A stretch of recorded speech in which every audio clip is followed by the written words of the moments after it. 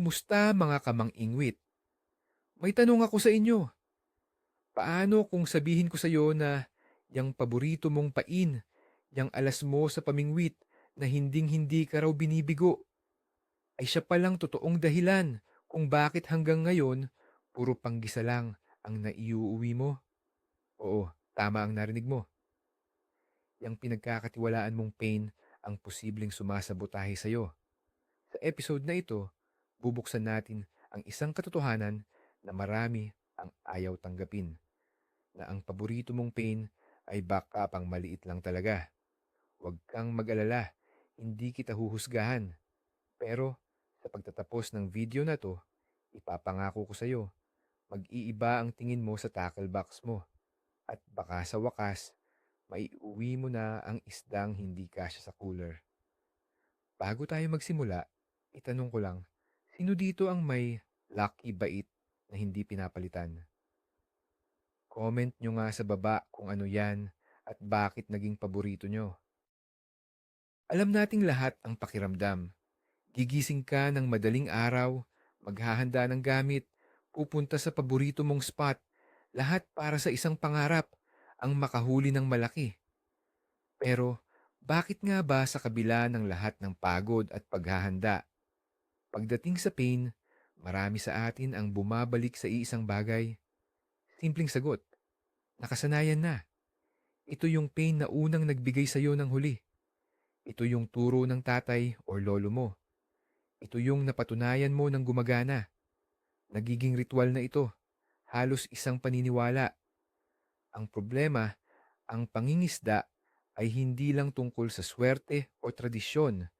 Ito ay isang agham at sining. Ang mga isda, lalo na ang malalaki at matatalino, ay hindi basta-basta kumakagat. Ang pag-unawa kung bakit ang isang nakasanayang pain ay maaaring hadlang sa iyong tagumpay ang unang hakbang para makawala sa paulit-ulit na siklo ng paghuli ng maliliit na isda. Panahon ng kwestiyonin ng mga nakagawian at tingnan ang pangingisda sa isang bagong pananaw. Unang-una, kailangan nating pag-usapan ang konsepto ng bite selectivity o pagiging mapili ng isda sa pain. Isipin mo ito, sa ilalim ng tubig, may isang buong komunidad. Nandyan ang maliliit at agresibong isda. Sila yung mga siga sa kanto na hindi nag-iisip. Basta may pagkain, sugod agad. At nariyan din ang malalaki, matatanda at matatalinong isda. Sila yung mga veterano na nakaligtas na sa maraming panganib. Hindi sila padalos-dalos. Ang paborito mong pain, lalo na kung ito ay maliit o karaniwan tulad ng bulate o bread, ay parang isang malakas na anunsyo para sa mga maliliit na isda. Sila ang unang-unang darating, magkakagulo, at uubos ng pain mo bago pa man ito mapansin ng target mong malaking isda. Ang malaking isda mula sa malayo ay nakikita ang kaguluhan at madalas iniisip na, para lang sa mga bata yan. Hindi siya sasali sa gulo para sa isang maliit na gantimpala. Kaya sa tuwing naghuhulog ka ng paborito mong pain, para kang naghahain ng pagkain sa isang children's party, habang ang mga matatanda ay nasa kabilang kwarto at naghihintay ng mas disenteng handa. Ang pain mo ay hindi nagiging pang-akit sa malalaki, bagkus nagiging harang ito. Ngayon, dumako tayo sa pinakahalatang dahilan, ang sukat ng pain. Ito ang unang malaking pagkakamali ng marami. Ang lohika ay simple. Maliit na pain, maliit na isda. Malaking pain, malaking isda. Pero bakit ba tayo nahuhulog sa bitag ng paggamit ng maliliit na pain? May sikolohiya sa likod niyan. Ang tawag dyan ay takot na mazero o umuwing walang huli. Iniisip natin, kung liliitan ko ang pain, mas maraming isda ang pwedeng kumagat dito, kaya siguradong may mahuhuli ako. Tama naman, may mahuhuli ka nga. Pero ano, yung mga isdang hindi na kailangang sukatin. Isipin mo na lang ang isang malaking isda. Ang katawan niya ay isang makina na kailangan ng sapat na gasolina para gumana. Ang pagkain ay ang kanyang gasolina. Hindi siya mag-aaksaya ng enerhiya para habulin at kainin ang isang bagay na kasing liit ng kuko kung ang gagastusin niyang lakas ay mas malaki pa kaysa sa makukuha niya. Kaya kapag nakita niya ang maliit mong pain, hindi niya ito tinitingnan bilang pagkain. Tinitingnan niya ito bilang isang bagay na hindi sulit pagpaguran. Ang paggamit mo ng maliit na pain ay parang pag-aalok mo ng isang butil ng kanin sa isang taong gutom na gutom. Titingnan ka lang niya at maghahanap ng totoong kanin. Palalimin pa natin. Bakit nga ba tila takot o mailap ang malalaking isda sa maliliit na pain? Hindi lang ito tungkol sa enerhiya. Ito ay tungkol din sa karanasan at pag-iingat. Ang isang isda na umabot sa malaking sukat ay nangangahulugang matalino ito. Marami na siyang nakitang pain, kawil, at tansi sa buong buhay niya. Alam na niya kung ano ang tunay na pagkain at kung ano ang mukhang peke o delikado. Ang isang maliit na pain na basta na lang lumulutang o nakahandusay sa ilalim ay hindi natural. Sa kalikasan, ang maliliit na bagay ay laging gumagalaw, nagtatago, o bahagi ng isang grupo. Ang isang maliit at nag-iisang pain ay sumisigaw ng bitag ako para sa isang malaking isda. Mas kahina-hinala ito. Mas gugustuhin niyang kumain ng isang sugatang isda na medyo malaki o isang alimango na naglalakad sa ilalim dahil iyon ang natural na itsura ng pagkain sa kanyang mundo. Ang maliit mong pain ay parang isang bagong-bagong pitaka na nakalagay sa gitna ng daan. Oo, mukha siyang maganda, pero ang unang iisipin mo, bakit ito nandito? May-ari ba mo to? Baka may modus dito. Ganyan din mag-isip ang malaking isda. Ang pag-iingat ang nagpanatili sa kanya na buhay at malaki. Pag-usapan naman natin ang problema sa mga tinatawag na universal na pain. Ito yung mga pain tulad ng bulate, hipon, or dobait na halos lahat ng isda ay kumakain. Dito tayo madalas nagkakamali. Ang akala natin, dahil universal ito, mas malaki ang tsansa nating makahuli. Ang totoo, kabaligtaran ang nangyayari kapag ang target mo ay malaki. Gaya ng nasabi natin kanina, ang mga pain na ito ay magnet para sa maliliit na isda. Isipin mo ang eksena sa ilalim ng tubig. Inihagis mo ang pain mo na may bulate. Sa loob lang ng ilang segundo, darating ang isang batalyon ng maliliit na tilapia, ayungin, or biya. Mag-uunahan sila, magtutukahan, at pagkakaguluhan ang pain mo. Ang ingay at gulo na nililikha nila ay isang malaking red flag para sa isang malaking isda na nagmamasid sa malayo. Ang malaking isda ay isang oportunista pero hindi tanga. Alam niyang kapag may kaguluhan, may panganib. Sa halip na lumapit, lalo pa siyang lalayo. Ang universal pain mo, sa halip na maging pang-akit, ay naging isang sistema ng alarma na nagbababala sa malalaking isda na umalis ka, may gulo dito. Kaya kung seryoso ka sa paghuli ng malaki, kailangan mong gumamit ng pain na mas eksklusibo. Isang pain na hindi basta-basta papansinin ng mga maliliit. Subukan nating pumasok sa isipan ng isang malaking isda. Ang bawat desisyon niya ay nakabase sa isang simpleng kalkulasyon, risk versus reward, or panganib laban sa gantimpala. Ang isang malaking isda ay hari sa kanyang teritoryo. Para siyang isang matandang negosyante na hindi basta-basta nag-i-invest sa kung saan-saan. Bago siya kumagat sa isang pain, tinatasa niya ang sitwasyon. Unang tanong, ano ang gantimpala?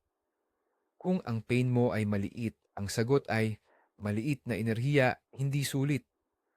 Pangalawang tanong, ano ang panganib? Ang isang pain na nakakabit sa isang makapal na tansi at malaking kawil ay malinaw na panganib. Kaya kung ang pain mo ay maliit, mababang reward, pero ang setup mo ay halata, mataas na panganib, hinding-hindi niya ito papansinin. Para sa kanya, isa itong masamang negosyo. Ngayon, isipin mo kung ang pain mo ay isang malaki at buhay na isda. Ang reward ay mataas, isang buong kainan na puno ng enerhiya. Kahit na may panganib, ang iyong kawil at tansi, dahil malaki ang gantimpala, mas mataas ang posibilidad na susubukan niya itong kunin. Ang paborito mong maliit na pain ay laging bagsak sa pagsusulit na risk versus reward ng isang matalinong isda. Huwag din nating kalimutan ang epekto ng bite scent o amoy ng pain. Bawat pain ay naglalabas ng kakaibang kemikal na signal sa tubig na siyang nagsisilbing amoy. Ang amoy ng dinurog na hipon or bulate ay napakalakas at kumakalat ng mabilis. Ito ay parang isang anunsyo sa buong karagatan na libreng pagkain dito. At sino ang unang nakakaamoy at rumiresponde? Ang maliliit at gutom na isda. Ang kanilang sistema ay nakadisenyo para makadetect ng kahit anong posibleng pagkain sa lalong madaling panahon. Sa kabilang banda, ang isang malaking isda ay mas partikular sa amoy na hinahanap niya.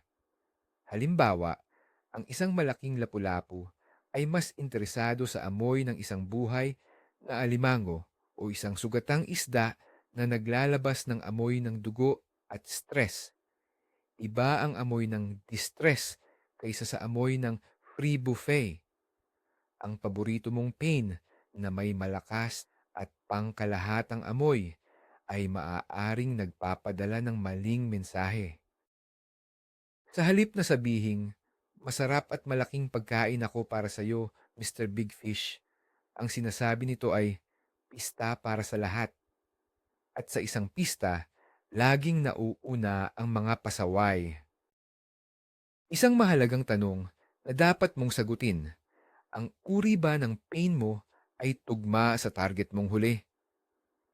Maraming mangingisda ang may paboritong pain pero wala silang partikular na target na isda. Ang mindset ay kung ano ang kumagat, yun na. Kung gusto mong makahuli ng malaki, kailangan mong baguhin yan. Kailangan mong maging isang mangangaso, hindi isang pulubi. Alamin mo muna kung anong malaking isda ang gusto mong huliin. Isang mamsa, isang lapu-lapu, isang apahap. Pagkatapos, pag-aralan mo kung ano ang kanilang natural na kinakain. Ang mamsa ay isang predator na humahabol ng ibang isda. Kaya ang pinakamagandang pain para dito ay buhay na isda o isang lure na kamukha ng isda. Ang lapu-lapu naman ay isang ambush predator. Nag-aabang siya sa mga bato at kumakain ng mga isda, hipon at alimango na dadaan. Kaya ang pain mo dapat ay akma sa ganitong pag-uugali. Kung gagamit ka ng dobbait para manghuli ng mamsa, para ka na ring sumubok na manghuli ng ibon gamit ang isang pirasong keso. Pwede, pero malabo. Ang paborito mong pain ay maaaring epektibo sa isang uri ng isda, pero ganap na inutil sa isdang pangarap mo. Pag-usapan natin ang isang karaniwang debate, live bait laban sa artificial lures. Marami sa mga tradisyonal na mangingisda ang naniniwala na walang tatalo sa buhay na pain. May katotohanan yan, pero mayroon ding malaking maling paniniwala na nakakabit dito. Oo, ang live bait ay may natural na amoy, galaw at itsura. Pero, ang problema, tulad ng paulit-ulit nating sinasabi, inaakit din ito ang lahat ng uri ng isda, maliit man o malaki. Dito pumapasok ang kalamangan ng artificial lures, lalo na yung malalaki. Ang isang malaking popper, stickbait, or minnow lure ay dinisenyo para sa isang bagay lang. Ang pukawin ang predatory instinct ng isang malaking isda. Ang maliliit na isda, ay hindi ito papansinin dahil masyadong malaki. Hindi nila ito tinitingnan bilang pagkain. Pero para sa isang malaking predator, ang isang malaking lure na mabilis na gumagalaw ay isang hamon. Isa itong manloloob sa teritoryo niya na kailangan niyang atakihin. Kaya minsan, ang paglipat mula sa paborito mong live bait patungo sa isang malaking artificial lure ang siyang susi para ma-filter out ang mga panggulo at makuha ang atensyon ng hepe. Ang kondisyon ng pain mo ay isa ring napakahalagang salik na madalas binabalewala. Baka sabihin mo, hipon ang paborito kong pain. Pero anong klaseng hipon? Yung nabili mo kahapon na medyo malambot na? O yung bagong huli at buhay pa? Para sa'yo, pareho lang silang hipon. Pero para sa isang isda, magkaiba ang dalawang yan. Ang isang malaki at matalinong isda ay isang gourmet, isang bihasang kumain. Mas gusto niya ang sariwa. Ang isang malambot at halos lasog ng pain ay nagpapahiwatig ng dalawang bagay sa kanya. Una, ito ay lumana at maaaring hindi masustansya. Pangalawa, at mas mahalaga, ito ay hindi natural. Ang isang malusog na hipon ay matigas at maliksi. Ang pain mong malambot ay parang isang peking produkto. Sa kabilang banda, ang isang buhay na pain ay sumisigaw ng sariwa at masustansya. Kaya sa susunod na mamimili ka ng pain, huwag mong isipin na nakakatipid ka sa pagbili ng hindi na sariwa.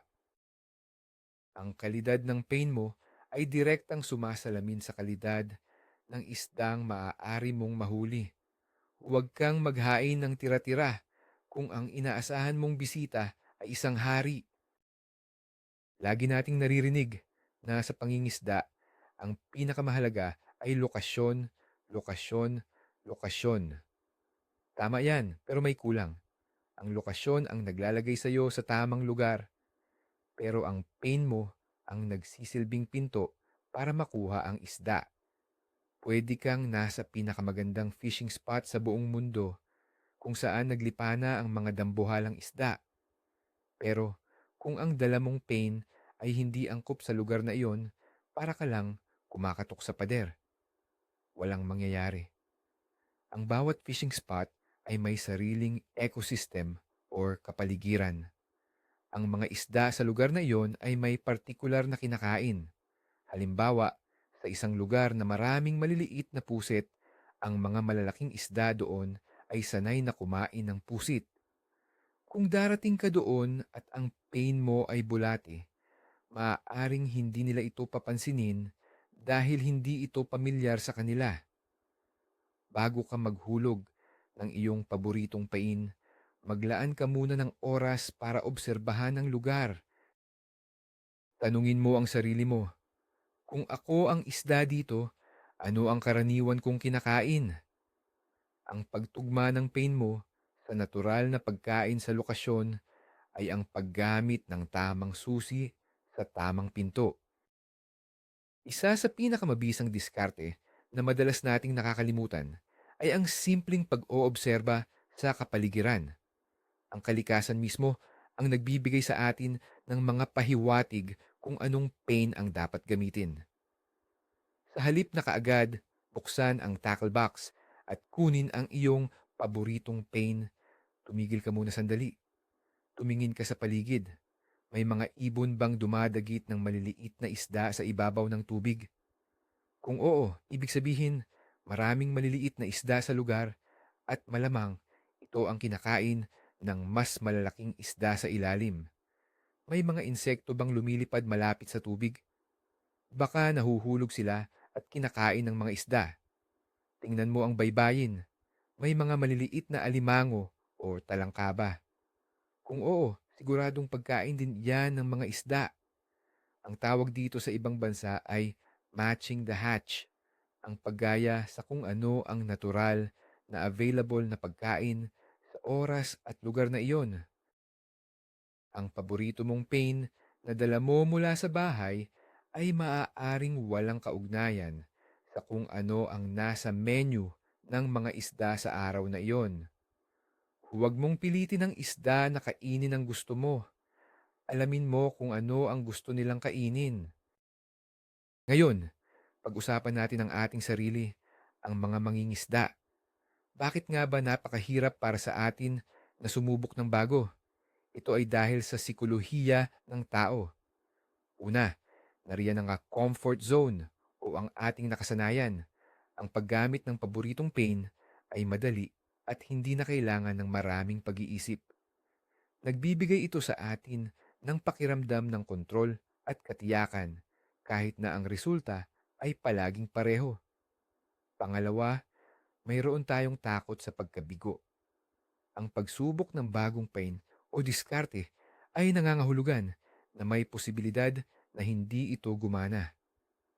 Masakit sa kalooban na umuwing walang huli pagkatapos sumubok ng bago. Kaya mas gugustuhin na lang nating manatili sa luma, kahit na ang huli ay maliit, basta't mayroon. Pangatlo, ang pangingisda ay puno ng pamahiin. Kung ang isang pain ay nagbigay sa iyo ng magandang huli noon, iisipin mo na ito ay swerte. Nagiging ritual na ito na ayaw mong sirain.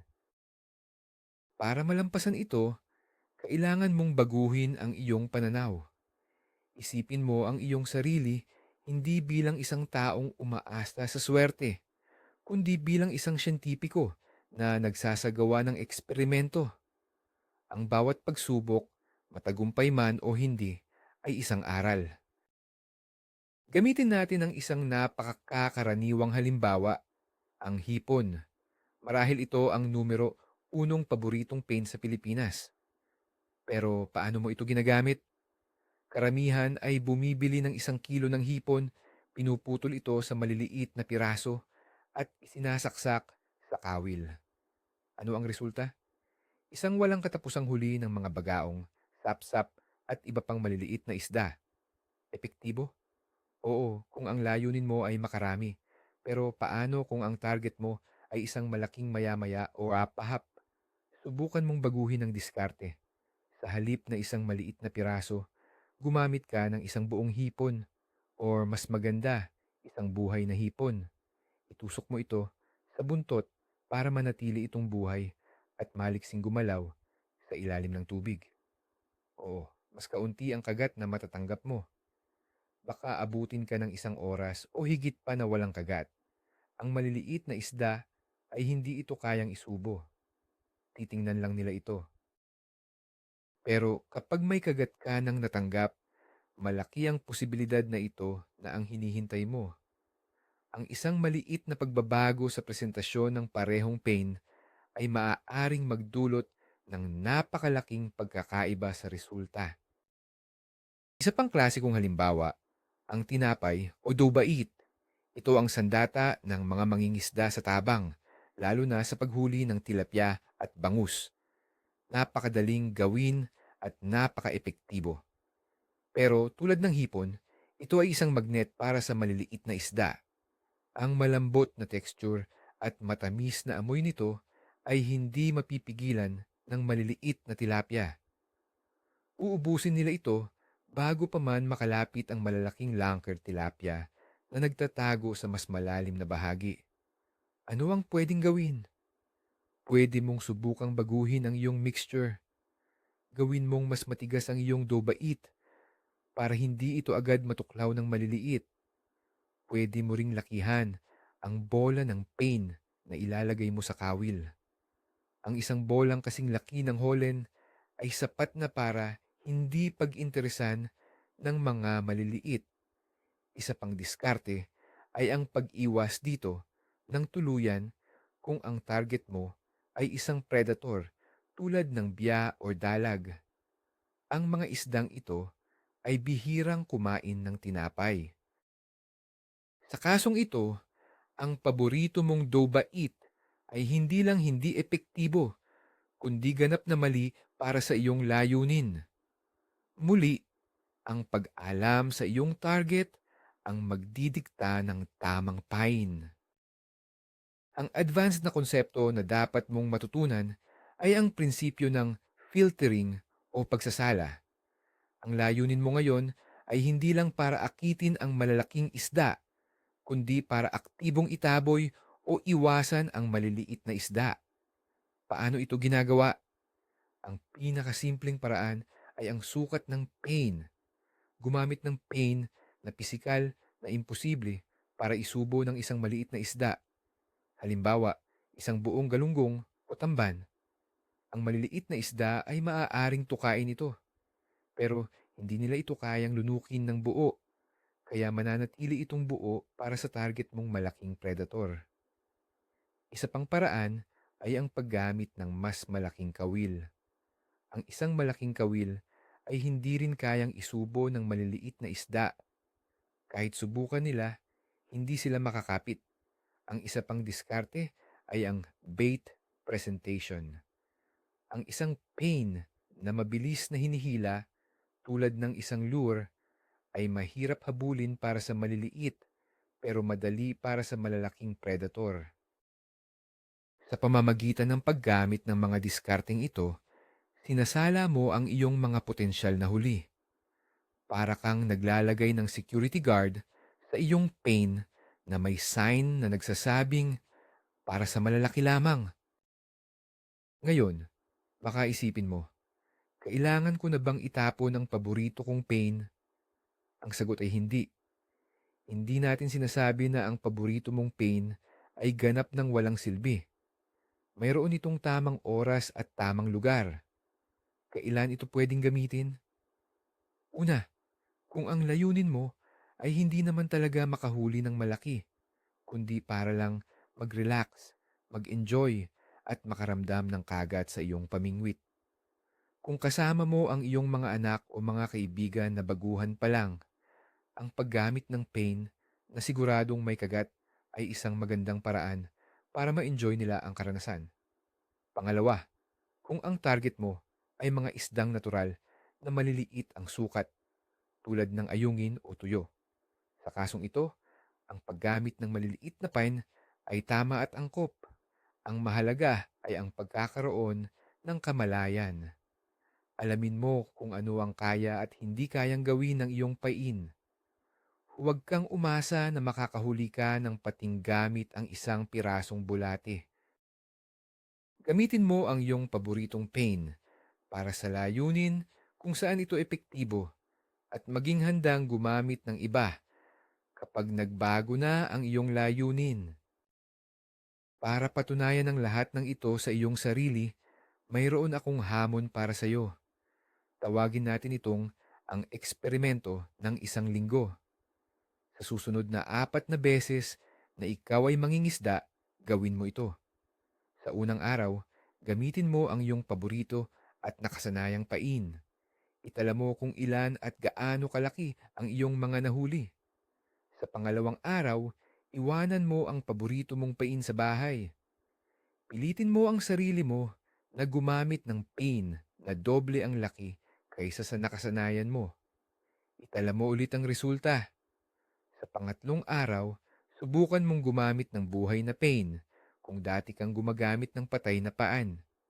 Kung dati ka nang gumagamit ng buhay na pan, subukan mo namang gumamit ng artificial lure. Itala mo ang resulta. Sa pang-apat na araw, pag-aralan mo ang lugar at subukan mong gumamit ng pain na pinakamalapit sa natural na pagkain na makikita mo doon. Pagkatapos ng 4 na araw, pagkumparahin mo ang iyong mga tala.